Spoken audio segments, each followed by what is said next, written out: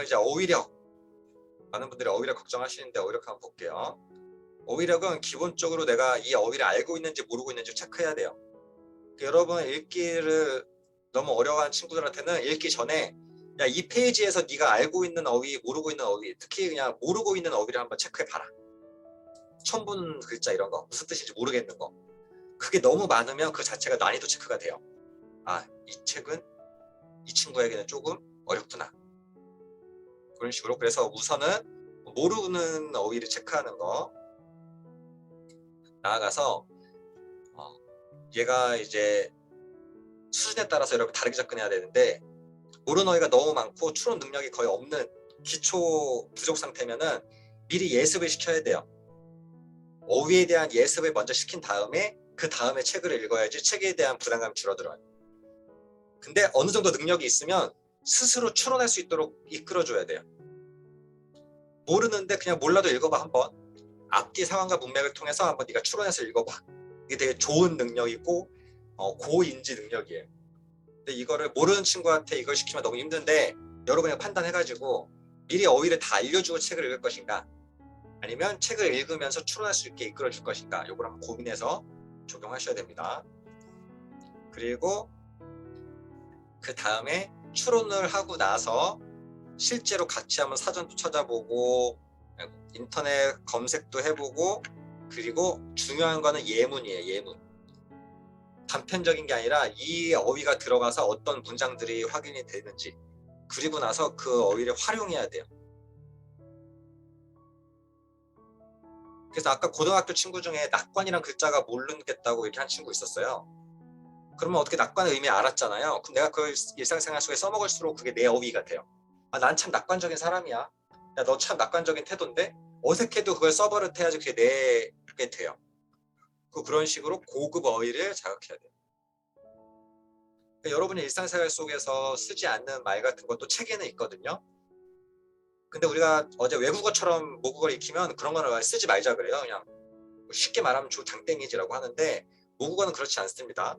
고급 어휘를 적절히 잘 쓰는 게 진짜 오히려 좋은 거예요. 그래서 이 순서대로 접근하는 걸 추천을 드리고, 여러분 난이도에 맞게 이제 정 힘들면 아예 빠삭하게 예습을 먼저 하는 거 또 하나의 팁입니다. 우선 여러분 간단히 퀴즈 해보겠습니다. 전 초성 퀴즈, 제가 퀴즈를 좋아한다고 했잖아요. 초성 퀴즈 저는 약간 막 그 삼행시 이런 거 되게 좋아하고 막 짚고 놀고 이러는데, 여러분이 이 초성을 바탕으로 완성해서 채팅창에 한번 쳐주세요. 힌트는 여기 있습니다. 하여튼 기역, 지글, 지읒, 리을, 이 초성이에요. 초성 퀴즈 추천 되게 많이 해요. 초등학생들 되게 재밌어 해요. 이 단어를 한번 채팅창에 적어주세요.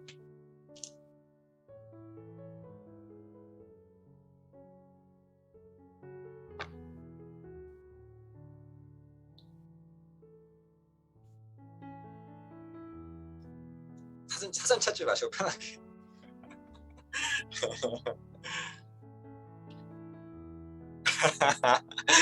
고질라 항상 나오긴 해요. 괜찮습니다. 네. 원래 제가 정말 여유 있었을 때는 여러분에게 개인 DM으로 받아요. 개인 DM. 여러분도 딱 했을 때 약간 숨 탁 멎는 분들이 있을 거예요. 근데 이런 것들을 자주 하면은 레크레이션처럼 자주 하면 어휘력 형성이 좋습니다. 이제 경쟁력. 고지래. 하여튼 이런 것도 여러분이 만들어서 자주 놀이하세요. 하여튼 초성 퀴즈 더 굉장히 추천 많이 합니다. 힌트 없이 하면은 창의적인 언어 게임이고, 아이고 제가 가린다고 안 보이는 거. 힌트 없이 하면 창의적인 게임이고, 힌트를 있게 하면, 이 힌트를 보고 하면 그 자체가 이제 어휘를, 고급 어휘를 자극할 수 있어요.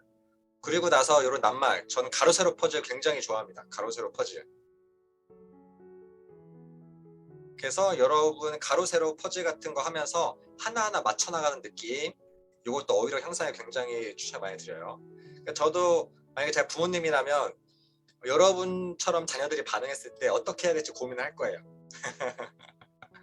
여러분이 이분들이 짓궂게 하나 아니면 진짜 잘 모르나 해도 고민을 또 해야겠죠. 거기에 맞게 또 관찰을 해서 문제를 2개, 3개 막 이제 더 이제 내고 이런 거예요. 뭐 감자, 공주, 뭐 경제력, 너무 속물적인 마음이 막 나오시기도 해요. 아까 돈도 했는데 뭐 여러 가지가 있는데 이런 퀴즈를 하면 되게 재밌어요. 말놀이 퀴즈 추천드리고 이런 가로 세로 퍼즐도 굉장히 재밌습니다. 요거는 어플도 많이 있어요. 여러분 같이 하시면 되게 좋아요. 어플 하나 놓고서 이게 뭘까 라고 해서 같이 맞추는 거. 그리고 좀 창의적이고 약간 무에서 유를 창조하는 거에서 이런 단어 가지 자유롭게 떠오르고, 그리고 뜻이 비슷한 거 연결하고 뜻이 반대인 거 또 문장도 만들어 보고, 이런 단어 가지 그리고 단어로 이루어진 나무 가지 이런 활동 굉장히 추천합니다. 그리고 좀 어려운 건데 어휘 자체를 논리적으로 구조화하는 활동이 있어요. 이거는 사고력에 굉장히 좋거든요. 이런 겁니다. 어휘에서도 상위 개념, 하위 개념이 있어요.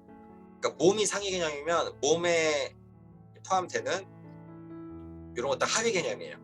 이렇게 묶어서 내가 분류하는 능력과 구조화하는 능력을 같이 키울 수 있어요. 의미 포함해서. 그래서 저는 이런 어휘 구조화 능력도 굉장히 추천합니다. 분류하는 거 같은 의미끼리, 이거는 그냥 소리 읽는 거 의미를 알아야지 이게 내가 분류도 하고 이게 조합도 하고 할 수 있으니까 추천을 많이 드리고요. 다음에 이제 배경지식 쌓기. 우선 여러분 실생활 경험 속에서 배경지식이 굉장히 중요해요. 그래서 여러분들이 성인 비문학 책이나 비문학 칼럼 읽을 때도 비트코인에 투자하시는 분이 비트코인 가상화폐 관련된 칼럼을 읽는 것과 가상화폐 투자를 한 번도 안 해보신 분이 읽는 건 느낌이 달라요. 제가 최근에 메타버스 관련된 칼럼으로 이제 프로그램 했는데, 내가 제페토랑 이런 걸 해보신 분이 그 칼럼을 읽고 활동하는 거랑 메타버스 뭔지도 모르는데 그 칼럼을 읽고 활동하는 것도 다 달라요. 그런 면에서는 배경 지식이 이런 특히 비문학 읽는데 중요한 요소다. 그래서 읽기를 좀 힘들어하는 친구들한테는 그 책의 주제를 먼저 예습을 하는 거예요. 그래서 아까 자석 관련된 책을 읽는다라고 하면 자석에 대한 영상을 미리 보고 어느 정도의 이제 마중물이라고 하죠. 기반을 다진 다음에 관련된 책을 읽는 거예요. 그리고 나서 조금씩 이제 깊이를 더해가는 거. 조금씩 깊이를 더해가서 항상 제가 이 나선형 교육 강사가 나선형으로 되어 있어요. 이렇게. 여러분 유치원 때 배운 거, 초등학교 때 배운 거 지금 생각하면은 지금이랑 거의 똑같아요. 지금이 더 깊어졌을 뿐이에요. 이런 나선형의 구조를 기억해 두시고요. 그리고 항상 뭐 읽으면서는 내가 이걸 아는지 모르는지, 무엇을 알고 싶은지, 알고 싶은 걸 또 내가 찾아서 공부하는 이런 자기주도 학습이 굉장히 중요합니다. 스스로 찾아서 계속 할 수 있게끔. 엄마가 찾아서 다 갖다 주는 게 아니라, 학원에서 찾아서 갖다 주는 게 아니라 내가 모르는 걸 찾아서 뭔가 알아내는 경험을 계속 심어줘야 돼요. 그래서 유명한 독후 활동 중에 KWL 전략이 있어요. 그리고 요거는 약간 못합니다. 요 2가 들어가는데, 하여튼 이미 알고 있는 것, 알고 싶은 것, 그리고 알게 된 것을 나누어서 한번 계속 비문학 책에서는 체크해 보는 겁니다. 요게 이제 그 배경 지식을 내가 최대한 알고 얼마큼 알고 있는지를 막 활성화한 다음에, 그리고 네가 알고 싶은 것을 확립하고 관련된 질문을 하고, 그리고 나서 질문에 대한 나름의 이제 정리를 이제 내가 하는 겁니다. 그래서 내가 읽을 때 내가 세웠던 목적을 내가 이루었는가, 못 이루었으면 또 다른 책을 또 찾아봐야 되는 거야. 이룰 때까지. 그게 나름 내가 책을 고르는 안목도 생기거든요. 그래서 이 KW의 전략 학습의 전략 그 학습지 같은 거 있는데, 요 요소에 맞게 여러분 질문만 잘 해주셔도 자극이 돼요. 그리고 또 예를 들면 이미 알고 있는 거, 미디어는 이런 거지, 내가 알고 싶은 거 이렇게 활용할 수 있을까? 알게 된 거, 이런 것들은 이렇게 할 수 있구나, 이렇게 나눠보는 겁니다.